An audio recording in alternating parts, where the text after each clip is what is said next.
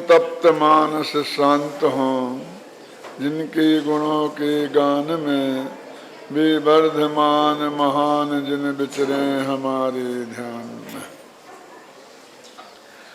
समय सार परमागम की 72वीं गाथा चल रही है, जिसकी टीका के महत्वपूर्ण अंश पर अपन ने विचार किया था और आज जो अंश छूट गया है उसकी चर्चा करनी है। और ख़ास जो चर्चा करनी है वो ज्ञान नय और क्रिया नय क्या है और उनका एकांत का खंडन इस गाथा में किस प्रकार हो गया है, ये चर्चा आज अपन को करनी है। मूल गाथा में ऐसा कहा था कि आश्रव भाव अशुचि हैं, विपरीत भाव वाले हैं और दुख के कारण हैं। ऐसा जानकर ज्ञानी जीव उनसे निवृत्ति करते हैं। गाथा में तो सिर्फ इतना ही कहा था कि आश्रमों को ऐसा जाने, लेकिन इसमें एक शब्द है विपरीत भाव। तो एक प्रश्न खड़ा होता है, विपरीत माने किससे विपरीत है ना? जैसे हम कहते हैं ना कि ये विरोधी दल वाले हैं, तो विरोधी किसके विरोधी हैं? देश के विरोधी हैं, समाज के विरोधी हैं, किसी व्यक्ति के विरोधी हैं कि वो जिसकी गवर्नमेंट है ना उसके विरोधी है ना? हम सब समझते हैं कि भाई एक सत्ता पक्ष और एक विरोधी पक्ष है ना। तो हम जब विरोधी बोलते हैं तो उन विरोधियों के विरोधी कौन है? सत्ता पक्ष वाले हैं। तो वो कहते हैं भगवान आत्मा के विरोधी हैं। आश्रव भाव सत्ता पक्ष कौन है? भगवान आत्मा, और उसके विरोधी है। तो भगवान आत्मा की सत्ता है ना, आपको समझ में आ रहा है भगवान आत्मा की काहे की सत्ता है? हम तो जो देश पे जो राज्य करते हैं उनको मानते हैं कि उनकी सत्ता है, लेकिन आत्मा में एक सत्ता नाम का गुण है, जिसे अस्तित्व कहते हैं कि नहीं। तो भगवान आत्मा की सत्ता है ना। मंगलाचरण में ही लिखा है ना, भावाय, कि जो सत्ता स्वरूप वस्तु है, जिसका इस जगत में अस्तित्व है वो सब सत्ता स्वरूप वस्तु है। जो उत्पाद व द्रव्य से युक्त है वो सत है, और सत माने होता है सत्ता। वो सत्ता कैसी है? उत्पाद व द्रव्यमयी है। तो सत्ता किसकी है? भगवान आत्मा की। और ये आश्रव भाव किसके विरोधी हैं? कि भगवान आत्मा के विरोधी हैं। इसलिए टीकाकार मुनिराज ने पहले आत्मा की बात करी और बाद में आश्रमों की बात करी। गुरुदेव श्री की भाषा में बात करूं तो मैं कह सकता हूं कि वो कहते थे कि अमृतचंद्र की ऐसी आदत है कि जो कुंद कुंद से किनको कहना उससे उल्टी बात कहना। आपको बड़ा पता लगेगा, ये तो उनके टीकाकार हैं। क्यों? अब हम क्या करें, शब्दों का इतना अधिक अवमूल्यन हो गया है कि जितना समझ लो रुपए का नहीं हुआ, डॉलर का नहीं हुआ। टीका करना किसे कहते हैं आज? क्यों? कह देखो इसकी आदत सिर्फ एक टीका करने की है और कुछ नहीं आता इसे, पर जब देखो जब टीका टिप्पणी करता रहता है। बोलते क्या नहीं, क्या अर्थ होता है इसका? क्रिटिसाइज बोलते क्या नहीं, इसको टीका टिप्पणी बोलते क्या नहीं बोलते। तो अमृतचंद्र टीकाकार हैं, बोलो वो आपकी गाली कहां पहुंच रही है। और टिप्पणी समझते किसे बोलते हैं? टीका में और टिप्पणी में क्या फर्क है? जब पूरी बात का अर्थ लिखा जाता है और उसे तर्क और युक्ति से सिद्ध किया जाता है और आगम प्रमाणों से पुष्ट किया जाता है, तो उसे टीका बोलते हैं। लेकिन जो हम समझते हैं कि ये तो सरल है, इसका अर्थ सब लोग समझ लेंगे, लेकिन कोई इक्का दुक्का शब्द ऐसा आ जाता है कि जिसका भाव किसी की समझ में नहीं आएगा, तो नीचे उस पर नंबर डाल के वो नीचे जो फुटनोट लिखते हैं ना, उसको बोलते हैं टिप्पणी। तो कई तो उसे हम एक शब्द में ही लिख देते हैं ऊपर का अर्थ, और कई एक शब्द में नहीं आता तो उसकी पूरी परिभाषा भी लिखते हैं टिप्पणी में। इसे भी टिप्पणी कहते हैं। और जो फाइल होती है ना, तो फाइल ऑफिसर देखता है और उसमें अपनी नोट लिख देता है, उसे भी टिप्पणी बोलते हैं। अपना रिमार्क लिख देता है, उसे भी टिप्पणी बोलते हैं। आप समझे? तो ये जो नीचे लिखे बे, और बाद में हमने मान लो टीका का जो अर्थ किया, और फिर हमने निष्कर्ष निकाला कि इस गाथा का, टीका का सार यह है, वो एक तरह से टिप्पणी में आ जाता है। और ये टीका टिप्पणी कितने पवित्र शब्द थे, क्यों? पहले जमाने में टीका टिप्पणी कितने पवित्र शब्द थे, और आज हमने उसका अर्थ कितना उल्टा कर लिया है। कई शब्दों का ऐसा अवमूल्यन हुआ है। यदि आप पढ़ोगे तो हमारे शास्त्रों में जब मुनिराजों का वर्णन किया, सिद्धों का वर्णन किया है, तो मुनिराजों का वर्णन किया है तो उसमें लिखा कि वे नंगा लुच्चा है, ऐसा लिखा है प्राकृत भाषा में। पाखंडी हैं, नंगे हैं, लुच्चे हैं। ये कौन? नंगे दिगंबर मुनिराज। आज इन शब्दों के क्या अर्थ होने लग गए? आप गुजराती में क्या कहते हैं, हमारी हिंदी में तो बहुत गंदा अर्थ होता है।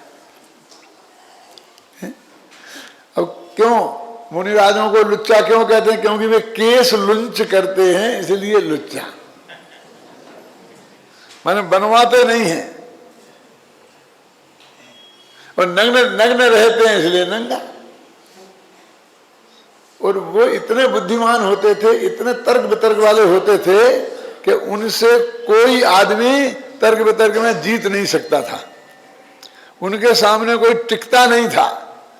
तो कहते भैया ये तुम नंगे लुच्चों से मत उलझो। ये कौन कहते थे? बौद्ध लोग। सबसे पहले उनने कहा, जो लोग नग्न नहीं रहते थे, साधु, और केस लुंच नहीं करते थे, ऐसे साधुओं ने कहा भैया इनसे मत उलझना। क्या? अब धीरे धीरे हम गरीब लोगों को कहने लग गए, अभी अपन पैसे वाले लोग हैं, नंगे लुच्चों से मत उलझो, इनको क्या है, इनका खोने को क्या है, नुकसान होगा तो अपना ही होगा ना। क्यों? उन शब्दों का अर्थ कितना हल्का हो गया है। किचकिच्चा, एक बहुत किचकिच करता है, करते हैं किचकिच कर। किचकिच जानते किसे बोलते हैं?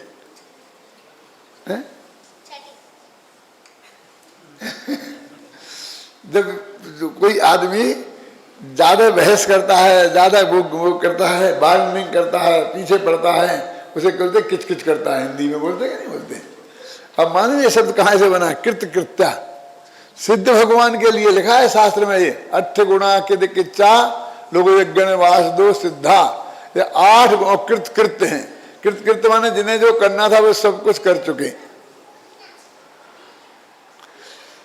ये सब कैसे हुआ? तो भाषा विज्ञान का एक सूत्र है, और वो ये है नियम कि एक संस्कृति जब दूसरी संस्कृति से घृणा करती है तो उनके पवित्र शब्दों को अपने यहाँ के जो गंदे से गंदी जगह है उनके अर्थ में प्रयुक्त करना शुरू कर देती है। ये उसकी घृणा का सूचक है। पाकिस्तान माने क्या होता है? पवित्र स्थान। जब उनने अपने देश का नाम पाकिस्तान रखा होगा जिन्ना ने, तो पवित्र स्थान के लिए रखा ना है। और आज हम किसको पाकिस्तान कहने लग गए हैं?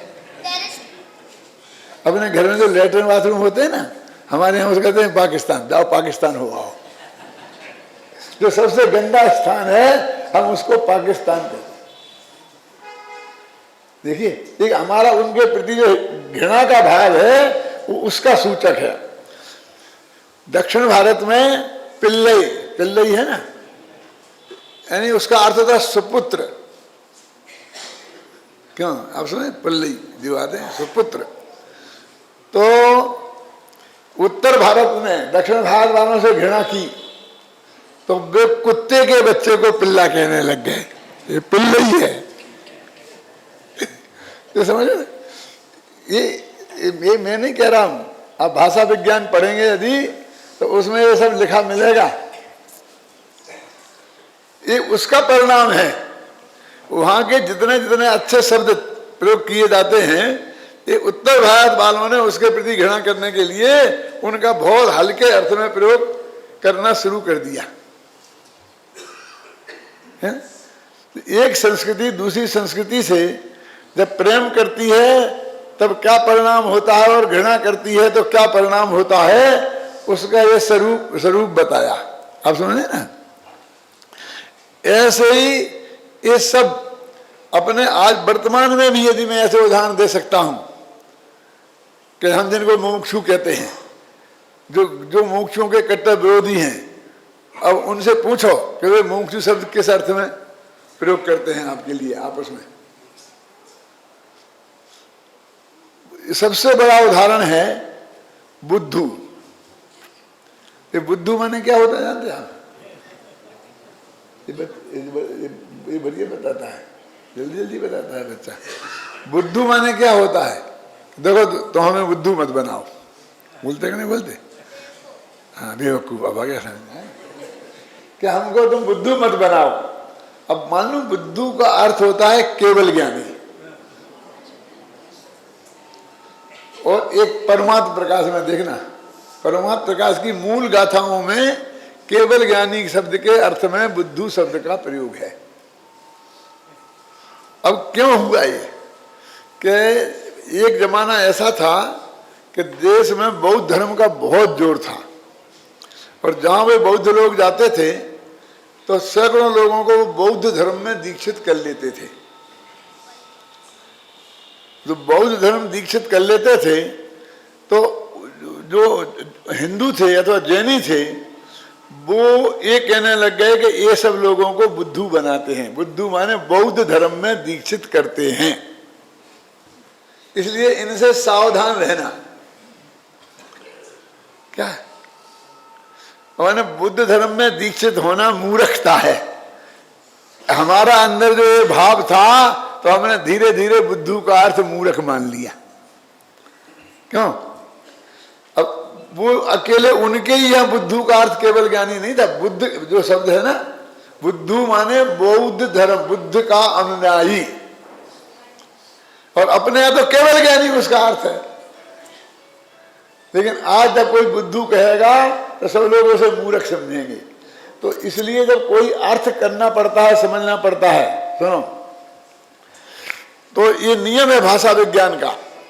व्याकरण का नियम अलग है, भाषा विज्ञान का अलग है कि तत्कालीन समय में जब वो ग्रंथ लिखा गया, इस शब्द का क्या अर्थ माना जाता था वो आप खोज करो और वो अर्थ करो। आज क्या माना जाता है वो नहीं चलेगा आपको। तो हम जो गलत अर्थ कर लेते हैं वो इस वजह से कर लेते हैं कि आज जो प्रचलित अर्थ है उस बात का हम उसे उसका उस अर्थ में प्रयोग कर लेते हैं, जबकि हमको क्या करना चाहिए उसका अर्थ करने में। देख, कुंद कुंद ने शब्दों का प्रयोग किया तो कुंद कुंद के समय में इन शब्दों का क्या अर्थ होता था वो हमारे लिए खोजना पड़ेगा। इसलिए मालूम, साहित्य के बड़े क्षेत्र में, लिटरेचर में, जब कोई किसी से बात करता है तो ये नहीं कहता कि तुमने समाचार पढ़ा, यही पूछेगा आपने कुंद कुंद पढ़ा, आपने अमरचंद्र पढ़ा, तुलसी पढ़ा, कबीर को देखा। अब कहीं क्या बात होगी कि अमरचंद्र पढ़ा जाता है, कबीर पढ़ा जाता है? क्यों? कि हाँ मैंने पढ़ा, तो पढ़ा का अर्थ ये नहीं होता है कि मैंने उनकी किताबें पढ़ ली। तो क्या अर्थ होता है? ये अर्थ होता है यूनिवर्सिटियों में, दिन रात हम रिसर्च करते हैं, कराते हैं ना। ये अर्थ होता है कि कुंद कुंद की वर्किंग स्टाइल क्या है, कुंद कुंद की लेखन की शैली क्या है, वे किसी बात को किस तरीके से कहते हैं, उसकी स्टडी आपने गहराई से की कि नहीं, किस शब्द का प्रयोग किस अर्थ में करते हैं, कब कोई बात आती है तो वो किस तरह रिएक्ट करते हैं, ये सब उसकी स्टडी करना, उसका नाम है कुंद कुंद को पढ़ना, कालिदास को पढ़ना। एक किताब पढ़ लेने से मतलब नहीं है। ये समझे ना, हम पूरे आचार्य को पढ़ते हैं, हम पूरे कुंद कुंद को पढ़ते हैं, एक एक शब्द को पढ़ते हैं, इस शब्द का वो प्रयोग किस अर्थ में करते हैं। तो उन्होंने देखिए बस सीधी बात कह दी कि आश्रव भावों को जानकर, कि कैसा जानकर, कि असुचि विपरीत भाव वाला और दुख का कारण जो जानेगा वो आत्मा उन आश्रव भावों से निवृत्त अवश्य होगा। तो अमृतचंद्राचार्य जानते हैं कि कुंद कुंद की ये स्टाइल है, क्योंकि पीछे कहते आए हैं कि आत्मा और आश्रमों में जो भेद जानता है वो ज्ञानी है, और यहाँ अकेले आश्रम को जानने वाले वो ज्ञानी कह दिया। तो दोनों सच्ची बात कौन है, वो पहले वाली गई, और आगे चल के ये कहते हैं अकेले आत्मा को जाने सो ज्ञानी है। तो कौन, तीन बातें हो गई, कौन सी सच्ची है? तो वो कहते हैं वे चाहे आत्मा को जानो कहें, चाहे वे आश्रम को जानो कहें, और चाहे वे दोनों को जाने कहें, उनका अर्थ वो ही होता है कि इन दोनों के बीच भेद विज्ञान करो। और कैसे करो? कि आश्रमों का भेद विज्ञान करो तो आश्रम में जिससे हमारी हे बुद्धि आवे, हमें वे छोड़ने लायक लगे, ऐसे करो। यदि आत्मा का वर्णन करो तो उसकी महिमा आए और उसका ज्ञान ध्यान करने की हमें जिज्ञासा जगे, ऐसे करो। ऐसा कोरा वर्णन करने की बात नहीं है। अपने आखिर चाहते क्या है, कहते आखिर ये चाहते क्या है?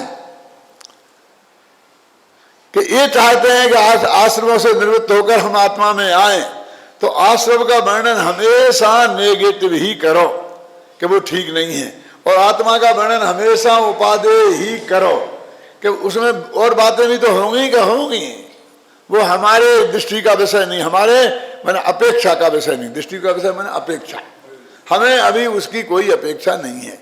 तो उन कुंद कुंदाचार्य देव ने कहा कि आश्रमों से निवृत्त होकर ये जाएगा कहां?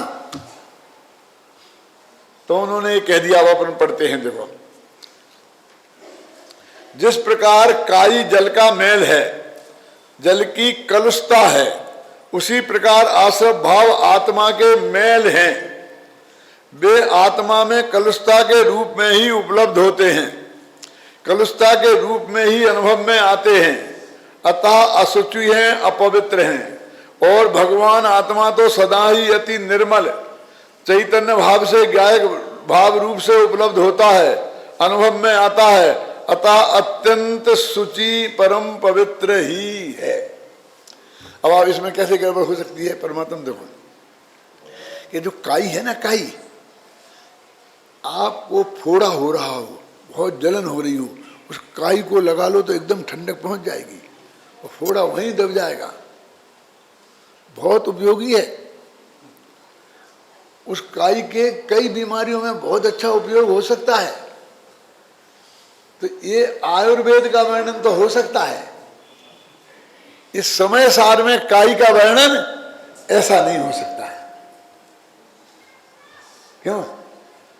समय सार में तो काई कहेंगी कि पानी निर्मल है, जो हमारे लिए अत्यंत उपयोगी है, और ये काई उसको मैला करने वाली है, उसको ढक देने वाली है, इस रूप में ही यहाँ काई का वर्णन होगा। समझ गया? अब ये तो सिद्धांत उदाहरण हुआ, अब सिद्धांत पे घटित करो कि आश्रमों का आश्रम स्वभाव है।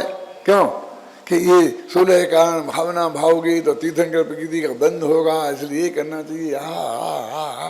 तीर्थंकर, मुझे तो तीर्थंकर बने तो बराबर एक दिन भी 16 कारण पूजन नहीं छोड़ता हूँ, 12 मासी 16 कारण तो करते ही करता हूं। क्यों? ये 16 कारण भावना का वर्णन यदि गुरुदेव के मुंह से सुनेंगे तो ये कहेंगे जे भावे तीर्थंकर गोत्र बनाए ते भाव पर हे छे। जब भी उनके मुंह से निकलेगा ये निकलेगा। अब आगे समझे ना ये सही क्या है। देखो मैंने कभी जब छेड़ाला पढ़ाता हूँ कभी, अथवा मैंने बालबोध पाठमालाओं में एक भाग पाठ लिखा है, उस वक्त मैं चर्चा बहुत करता हूँ। 7 तत्वों का वर्णन है और उस 7 तत्व के वर्णन में जीव अजीव आश्रव का, और आश्रव के 57 भेद गिना दो, प्रभेद गिना दो और 200 पेज की किताब लिख दो, लेकिन अंत में ये नहीं लिखो कि आश्रव है, तो वो आश्रव तत्व का निरूपण नहीं हुआ। और कुछ भी नहीं लिखो और ये लिख दो कि आश्रव है तो हो गया। देखो छड़ला में लिखा ना, ये ही आत्म को दुख कारण ताते इनको तजिए, हो गया आश्रव तत्व का पूर्ण। और ये पंक्ति नहीं लिखे तो गया। जीवे प्रदेश बंधे विधि सो बंधन कबहू ना सजिए। ये कबहू ना सजिए नहीं लिखे तो बंध का वर्णन नहीं है, वो बंध तत्व का वर्णन नहीं है। क्या समझ में ते जो कर्म ना आवे सुसाम्बार आदरिये, आदरिये ना लिखे तो बात खत्म। तब बलते विधि झरन निर्जरा ताही सदा आचरिये। अब इस छंद में, एक छंद में 4 तत्व निपटा दिए, लेकिन ये पूरा है वर्णन, और पूरी की पूरी किताबें लिख दी और वो पूरा नहीं है। आश्रव के 57 भेद हैं, कौन कौन से, सब मुझे पता है। कौन कौन से हैं बताओ? मिथ्यात्व, अवरति, प्रमाद, कसाय और योग। 5 प्रकार का मिथ्यात्व, 12 प्रकार की अवरति, 25 प्रकार की कसाय है ना, 3 प्रकार का योग और 15 प्रकार का प्रमाद। मुझे सब पता है, और एक एक का लक्षण, एक एक की परिभाषा, एक एक की डिटेल्स, फिर कौन से गुणस्थान में कौन सी प्रकृति का बंध होता है, कहां से विच्छुत्ति हो जाती है, ये सारा वर्णन करो और सारी बंध की प्रक्रिया समझा दो। लेकिन ना सजिए नहीं कहा तो काम खत्म। अब देखिए 4 शब्द हैं, तजिए, ना सजिए, आदरिये और आचरिये। ये 4 तत्व का वर्णन हो गया। यानी कहां किस दृष्टिकोण से वर्णन होता है, समझे ना। बहुत सौंदर्य का वर्णन किया किसी नारी का, सीता का हो चाहे कौशल्या का हो। ये सीता और कौशल्या के नाम मैंने क्यों लिए, मतलब राम की माँ का हो चाहे राम की पत्नी का हो, मेरा मतलब राम तो अपने लिए बहुत महान है ना, क्या। लेकिन वो सारी सुंदरता के वर्णन के बाद में यदि ये नहीं आया कि इसमें कुछ दम नहीं है, क्षण भंगुर है, ये सुंदरता, ये चेहरा जो दमदमा रहा है, एक क्षण में स्टोव जलाए और भपका छूटे और एकदम साफ हो सकता है। ये जो कजरारी आंखें बढ़िया बढ़िया, एक तिनका आए और 1 सेकंड में ये आत्मा काना हो सकता है मनुष्य। क्यों ये नहीं बताए तो उस सौंदर्य के वर्णन का कोई मतलब नहीं है। अब हम क्या देखते हैं, उन आचार्यों ने भी किया और हमने भी किया, अब हम सुंदरता पर मुग्ध हो जाते हैं, वही वर्णन करते हैं, वही बात भूल जाते हैं। अब कहते हैं हम जैसा उन्होंने किया वैसा हमने किया। अरे तुम्हारे में फर्क बहुत है।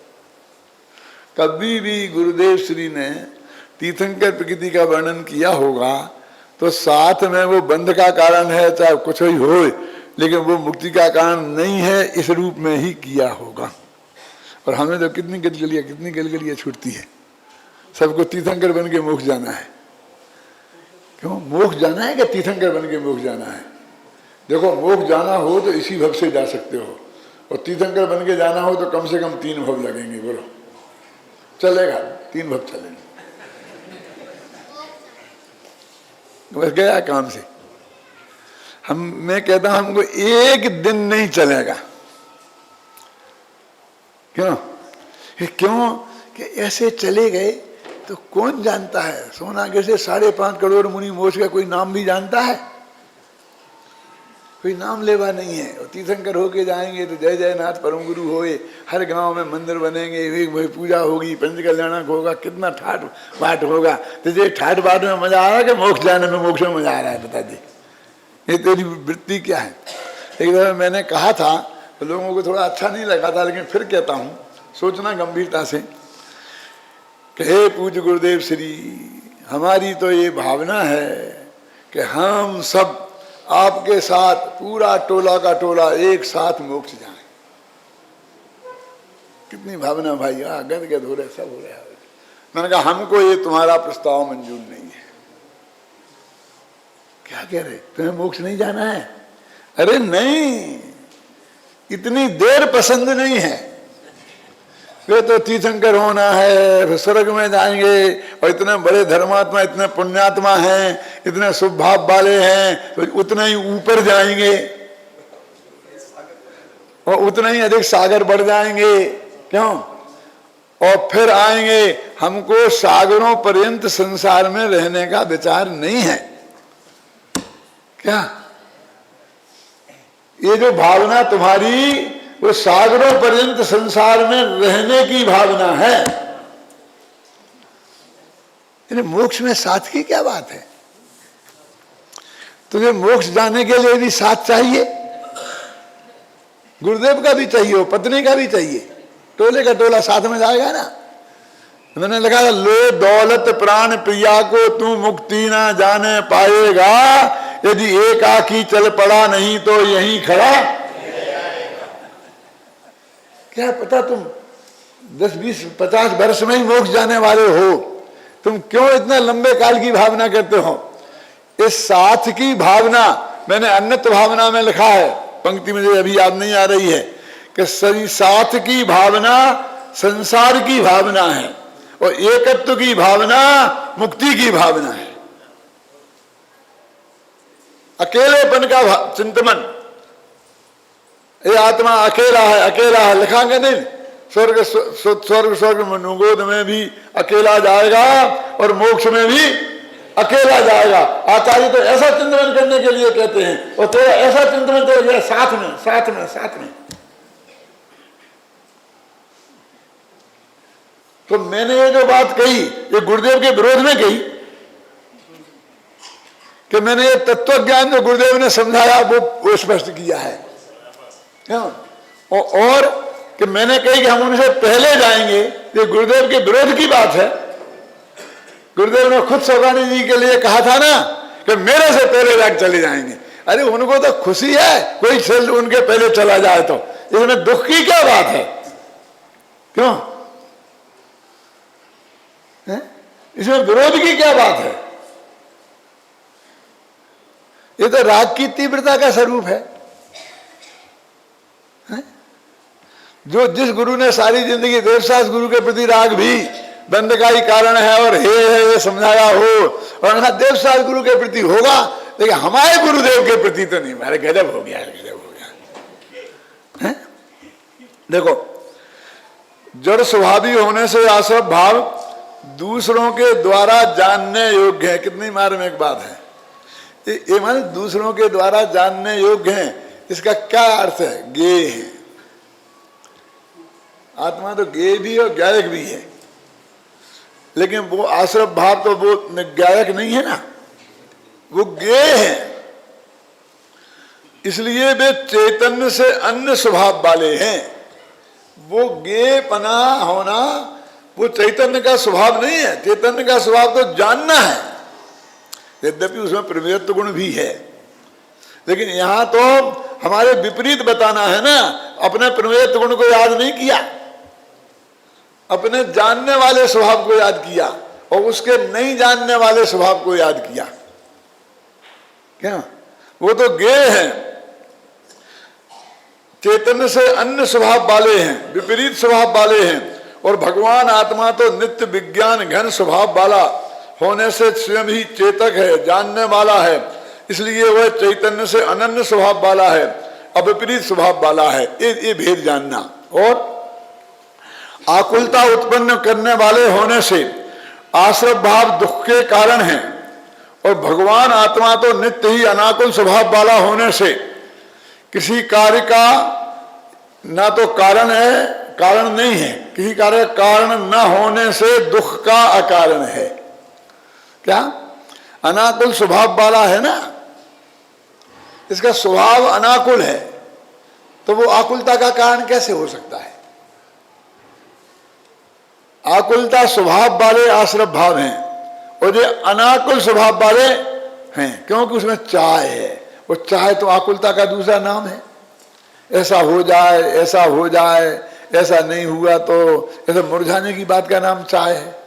तो इस तरह इन दोनों के अंदर भेद जाने, और दोनों के अंदर अभेद भी है। दोनों तत्व हैं, दोनों भगवान की वाणी में आए हुए हैं। क्यों? ये एकता वाली बातें यहां मत करो। यदि वैराग्य कराना है तो दो तरह का चिंतन होता है। यदि हमें समाज में एकता स्थापित करनी है तो हम कहते भैया सब भगवान महावीर के भगत हैं, क्या भेद करते हो दिगंबर श्वेतांबर का? ये थानकवासी, ये दिगंबर, ये श्वेतांबर है ना, सब भगवान महावीर के। और सब अहिंसा को मानते ना, अनेकांत को मानते, साधवाद को मानते, अपरिग्रह को मानते, 5 तो पाप सभी मानते हैं ना, 6 द्रव्य 7 तत्व। क्या फर्क है थोड़ा सा रिचुअल्स में? ऐसी बात करते कि नहीं करते? बहुत फर्क है, मोर कौड़ी का अंतर है?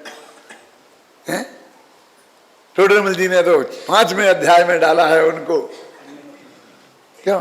इससे एकता खड़ी होगी। और जब भेद विज्ञान कराना होता है, क्यों, तब यही कहना पड़ता है। ये समझे ना? पूज्य गुरुदेव श्री की उपस्थिति में भगवान महावीर के 25वां निर्माण वर्ष में एक विद्वत सम्मेलन हुआ था, बात याद है? जिसके अध्यक्ष पंडित फूलचंद जी थे और संयोजक मैं था, और कैलाश चंद्र जी सिद्धांताचार्य मुख्य अतिथि थे, और पंडित जगनमोहन जी शास्त्री उसके उद्घाटन करता थे, और गुरुदेव श्री विराजे थे उसमें, और सारा जितना मोक्षु समाज आया था सब सामने बैठा था। तो मुख्य अतिथि के पद से बोलते हुए कैलाश चंद्र जी ने कहा, 2 बातें कही उनने, कि ये कहते हैं कि हमने ऐसा, गुरुदेव कहते हैं निमित्त कुछ नहीं करता है, और मैं कहता हूं कि इतने लोग जब सारे गुजरात में आग लग रही है वो आपके निमित्त से आए हैं। कांति स्वामी ने कहा, क्या क्या कहा था? और दूसरी बात है कही कि मैं पंडित हुकुमचंद से कहना चाहता हूं, भैया कितना भेद विज्ञान कराओगे? स्त्री अपनी नहीं, पुत्र अपना नहीं, मकान अपना नहीं, जायदाद अपनी नहीं, कि कहाँ तक भेद विज्ञान कराओगे? ये जैन समाज के इतने टुकड़े हो गए, दिगंबर श्वेतांबर हो गए, श्वेतांबरों में हो गए, फिर दिगंबरों में हो गए, फिर मुनिपंथी और कांजी पंथी हो गए, उनमें भी हो रहे। ये भेद विज्ञान तुम कहाँ तक कराओगे? मैं हाथ जोड़ता हूँ कि अपना बंद करो इस भेद विज्ञान को। मैं शाम को मेरे व्याख्यान होते थे ना, तो भेद विज्ञान पे होते थे। तो मैंने दोनों का जवाब दिया था उस सभा में।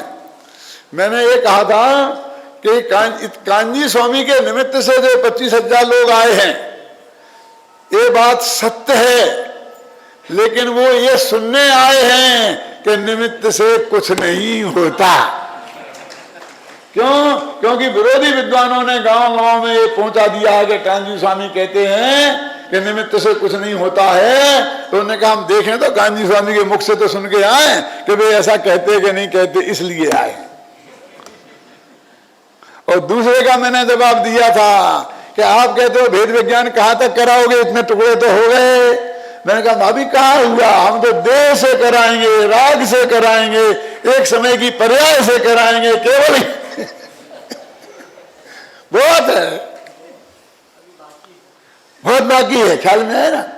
तो जब भेद विज्ञान करने बैठेंगे तो केवल ज्ञान की पर्याय को भी अलग कर देंगे, और जब समाज में एकता के लिए जाएंगे, बैठेंगे, तो समाज में यही बात कहेंगे, हाँ कि हम सब भगवान महावीर के अनुयायी हैं, तो भगवान महावीर का निर्माण वर्ष तो एक स्वर से मनाना चाहिए ना, शायद ये बात आपके गले ना उतरे। क्यों मैं ये अपील करूं कि हम सब एक गुरु के शिष्य हैं, स्वामी जी के अनुयायी है ना, उनमें तो किसी को शंका नहीं है कि वे तो हमारे गुरुदेव हैं, ज्ञानी धर्मात्मा थे, उनने जो मार्ग बताया कि हाँ साहब सच्चा है।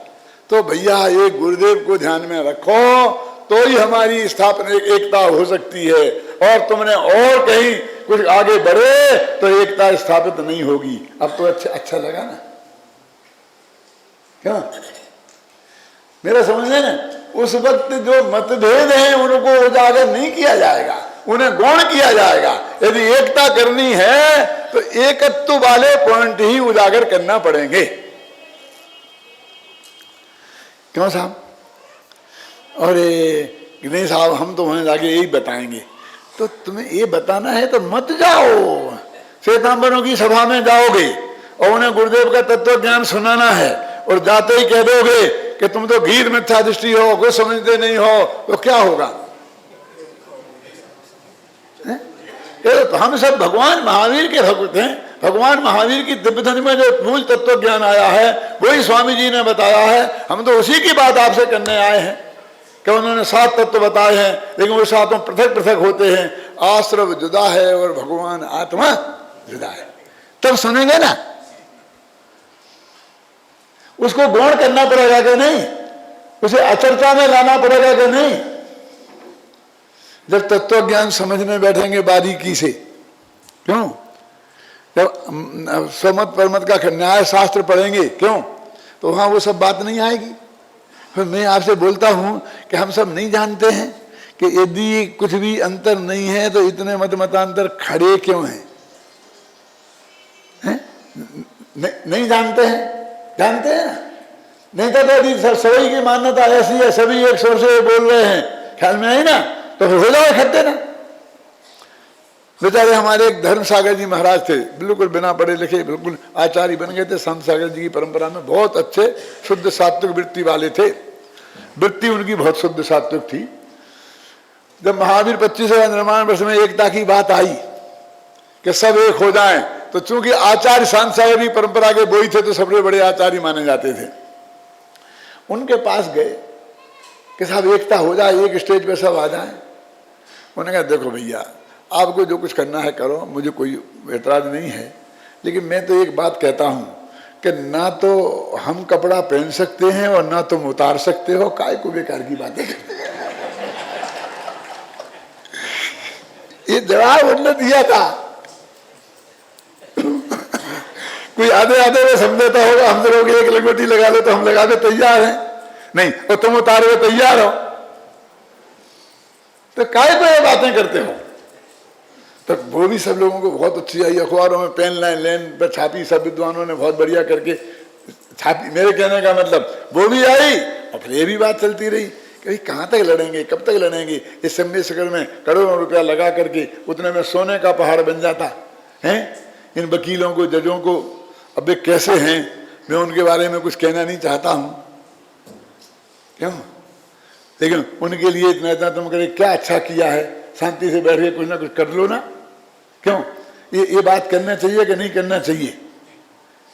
हैं कि लड़ते रहना चाहिए? हैं? जहां भेद विज्ञान करना है वहां तो भेद विज्ञान नहीं करते हैं, और जिस परिग्रह को छोड़ के भगवान सब चले गए उसके लिए हम भेद विज्ञान करते हैं। उसके लिए भेद विज्ञान करते हैं। जहां करना चाहिए वहां तो भेद विज्ञान नहीं करते हैं। यहां तो उन्होंने आश्रव को भी, संबर को भी अंदर नहीं घुसने दिया। अभी देखो समय बहुत तेजी से भाग रहा है और मुझे वो समझाना है, कौन सा? ज्ञान नय और क्रिया नय, और उनके एकांत का खंडन हो गया। नहीं तो ये 72वीं गाथा अधूरी रह जाएगी यदि ये नहीं समझाया तो। इस समय सार में एक कलश आता है, अंत में आता है ज्ञान क्रिया नय परस्पर तीव्र मैत्री, है ना? कि ज्ञान नय में और क्रिया नय में परस्पर में तीव्र मित्रता है। तो जब हम एक ज्ञान नय का खंडन करते थे, एक गाथा पढ़ते थे ना 72वीं, तो क्रिया नय पढ़ते थे। अशोकनगर में मैं व्याख्यान करता था तो वहां पर ब्रह्मचारी छोटे लाल जी ब्रह्मचारी, कुंजी लाल जी, इंदौर आश्रम के बड़े बड़े ब्रह्मचारी थे, परशुराम जी, इन अभिनंदन जी के सब गुरु हैं, वो अभिनंदन जी बहुत अच्छी तरह जानते हैं। वो लोग वहाँ आकर के सुनते थे, 5 महीने मेरा प्रवचन सुनने के लिए आते थे इंदौर से अशोकनगर में। तो जब मैं ये गाथा चला रहा था सब बैठते थे, बहुत अच्छे विद्वान थे, हमारे रिश्तेदारों में भी थे, है ना, ये अभिनंदन के भी रिश्तेदार, हमारे भी रिश्तेदार। क्यों? ये भी भारल है, मालूम तो है? हाँ, ये भी भारल है। कहीं जाना फंसोगे भारलों के चक्कर में। हाँ, तो क्या हुआ, तो उन्होंने फटाफट वो कलश सुनाया मुझे आज भी याद आ जाता जब भी, ज्ञान क्रिया नय परस्पर तीव्र मैत्री, ऐसा उन्होंने सुनाया। मैंने कहा हाँ, तीव्र मित्रता तो है ही, 2 शतरंज के खिलाड़ी आपस में तीव्र मित्र हैं कि तीव्र शत्रु, मुझे बता।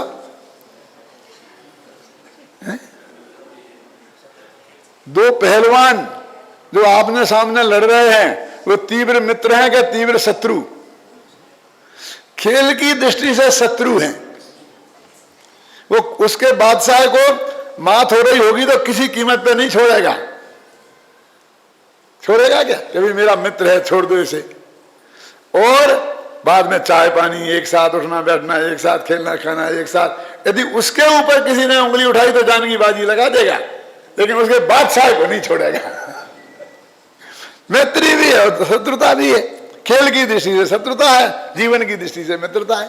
तो ये क्या कह रहे हैं? ये ज्ञान न्याय और क्रिया न्याय का खंडन कर रहे हैं, और वहां ज्ञान न्याय और क्रिया न्याय में मैत्री बता रहे हैं। अभी मैं बताऊंगा उसका जवाब, पहले हम पढ़ लेते हैं। बहुत सरल है, बस राई के ऊंट की राई में पहाड़ है, मैंने लिखा है इसमें, देखो इतनी सरल भाषा आपको कहीं नहीं मिलेगी। राग की मंदता और तदनुरूप शरीर आदि की क्रिया से, कौन सा पेज है मालूम? यदि आपके पास एक किताब है तो 133 पेज के नीचे की 3 पंक्ति। राग की मंदता और तदनुरूप शरीर आदि की क्रिया से बंध का निरोध मानना क्रिया न्याय का एकांत है। माने शुभ भाव और शुभ क्रिया, इससे धर्म होगा ये मानना, इसका नाम है क्रिया न्याय का एकांत। कितना सरल है क्रिया न्याय के एकांत को समझना। शुभ भाव में और शुभ परिणति में धर्म मानना एक क्रिया न्याय का एकांत है। और आत्मा के अनुभव बिना कोरे शास्त्रों को पढ़कर विद्वान बनना, ये नाम है ज्ञान न्याय का एकांत। देखो नीचे लिखा है। और आश्रम, देखो शास्त्र अनुभव ज्ञान के बिना शास्त्र ज्ञान से आत्मा और आश्रमों की भिन्नता जान लेने मात्र से, तो आत्मा और आश्रम की भिन्नता जान ली लेकिन अनुभव नहीं हुआ। बंध का निरोध मानना एक ज्ञान न्याय का एकांत है। 2 ही हो गया ना।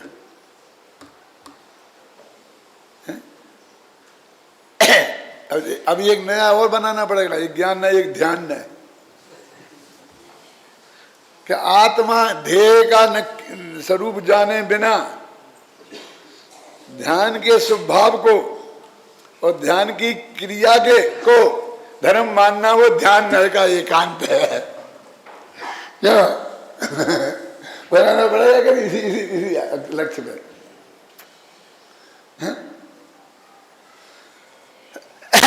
तो वो क्या कहते हैं?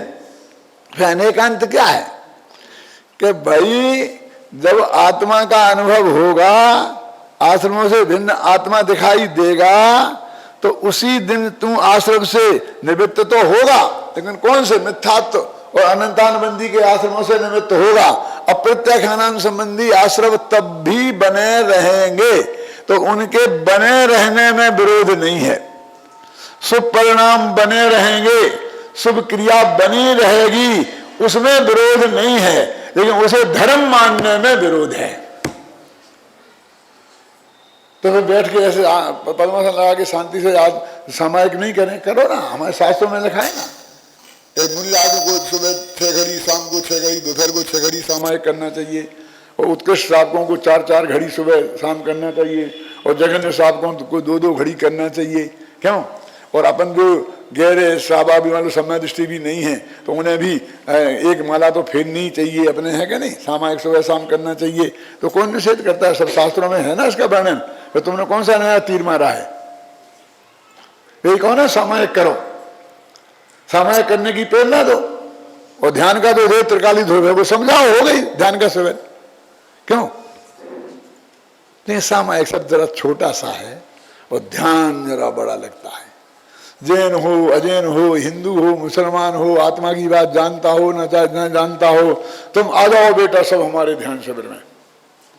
हम जो बताएं बस वो करना, अपने नाक को देखना और तुम्हारा ध्यान हो जाएगा, प्रैक्टिस हो जाएगी। अरे ध्यान की प्रैक्टिस की तो अनादिकाल की है। ध्यान के बिना तो एक रोटी नहीं सेक सकती माताएं बहनें, जल जाती है रोटी, चाय उबल जाती है। अब ड्राइविंग नहीं कर सकते ध्यान के बिना, तो घाटी में गाड़ी चला के ला सकते ध्यान के बिना? ध्यान के तो सब मास्टर हैं, सिर्फ आत्मा को नहीं जानते। तो अब आत्मा का ज्ञान करो तो आत्मा का ध्यान हो जाएगा, उसमें अपनापन स्थापित करो। तो इतनी तो स्थिति है। वो ये कह रहे ज्ञान न वो क्रिया न।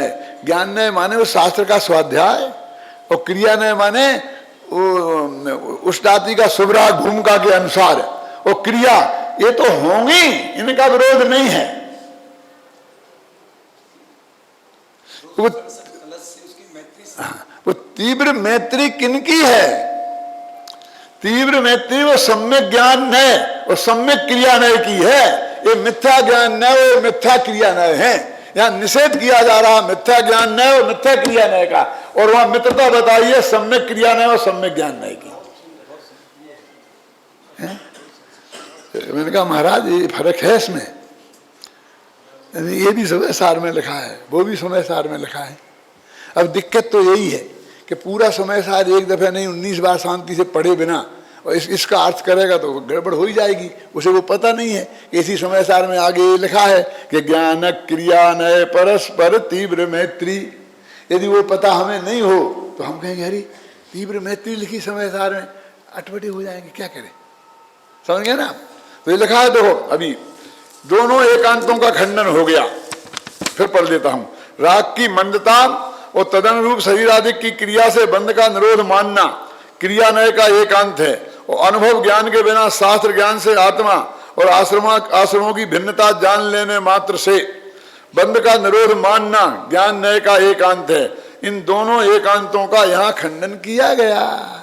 ये कहा कि अनुभव पूर्वक जो शास्त्र में लिखा है उसी आत्मा को अनुभव पूर्वक स्वीकार करो।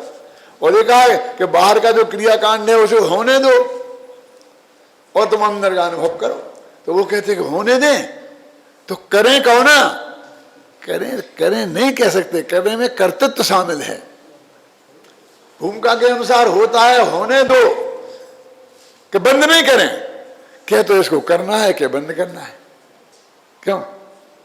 यह तो स्त्री पुत्र आदि से राग करना है या राग करना बंद करना है? आचार्य कहते हैं कि राग उपादेय नहीं है, तुम इतना जानो, तुम बंद नहीं करें कि जानोगे सही रूप में अनुभव पूर्वक तो जितना बंद होना चाहिए भूमिका में उतना बंद हो ही जाएगा, और जितना होना चाहिए हो उससे घबराना नहीं। परिस्थिति आदि का राग छूट जाएगा, अनावश्यक अन्याय का ध्यान रखने का राग छूट जाएगा, और न्याय का स्वपत्नी से राग बना रहेगा। तो जो छूट गया उसकी भी बात नहीं करना, जो रहा उसकी भी चिंता नहीं करना, लेकिन जानना कि ये उपादेय नहीं है, तो तेरी बात सच्ची हो जाएगी। सच्ची होने के लिए बाहर से कोई फर्क नहीं पड़ेगा। इसलिए तो मैं कहता हूं कि यदि तुम्हें सम्मादर्शन हो गया तो माथे पे सींग निकलने वाले नहीं है, वो तो सिर्फ अन्यता अंदर में होने वाली क्रांति का नाम है। तो इस तरह से कहते हैं दोनों नयों का खंडन हो गया। यहाँ ध्यान देने की बात यह है कि संपूर्ण आश्रम भावों को अपवित्र कहा है। संपूर्ण माने तीर्थंकर प्रकृति भी जिससे बंधे, जड़ कहा है और दुख का कारण कहा है। इसका मतलब तीर्थंकर प्रकृति जिससे बंधे वो आश्रम भाव भी दुख का कारण कहा ना, भेद तो नहीं किया ना। ऐसा नहीं कहा कि पापाश्रम अपवित्र है, जड़ है, दुखों का कारण है, और पुण्याश्रम पवित्र है, चेतन है, सुख का कारण है। पापाश्रमों को तो सारा जगत ही दुख का कारण मानता है, परंतु यहाँ तो संपूर्ण आश्रम भावों को और पुण्य भावों को भी दुख का कारण बताया गया है। उक्त 4 गाथाओं में यह सिद्ध किया गया है। कौन सी 4 गाथाएं? 69, 70, 71, 72 मैंने कर्ता कर्माधिकार की जितनी बात चर्चा चली उसका निष्कर्ष है। जब तक यह आत्मा और आश्रमों के भेद को नहीं जानेगा तब तक कर्म का बंध होगा, और जब यह आत्मा उनकी भिन्नता को आत्मानुभूति विधिवत भली भांति जान लेगा तब बंध का निरोध हो जाएगा।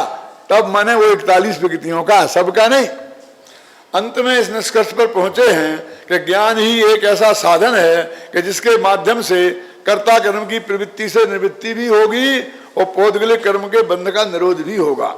अतः आगामी कलश में के माध्यम से उस ज्ञान की महिमा बता रहे हैं। अब वो कलश आएगा तो बताएंगे वो जिस ज्ञान के बल से ये काम हो गया। इतना सबको ध्यान रखना पड़ेगा कि बंध नहीं होता है ये कहते हैं तो भी पूरा बंध नहीं होता, उस अर्थ में नहीं है। बंध होता है कहते हैं तो पूरा बंध होता है इस अर्थ में नहीं है। राग नहीं रहा तो ऐसा कहते हैं तो पूरा राग नहीं रहा इस अर्थ में नहीं है। और राग है एक पर्टिकुलर राग गया वो पर्टिकुलर रहा है, लेकिन अध्यात्म में दृष्टि के विषय की अपेक्षा से वो जो पर्टिकुलर राग कोई राग कहते हैं और बाकी के राग को राग ही नहीं कहते हैं। क्यों? कि उसके सामने ये ऊंट के मुख में जीरा है, ये अनंतमा भाग है और वो अनंत गुणा है। यदि अनंत गुणा चला गया तो अनंतमा भाग भी चला जाएगा, इसलिए उसे बंध नहीं गिनते हैं। ये 72वीं गाथा का अर्थ पूरा हुआ। अब आगे चलेगी तो 73वीं।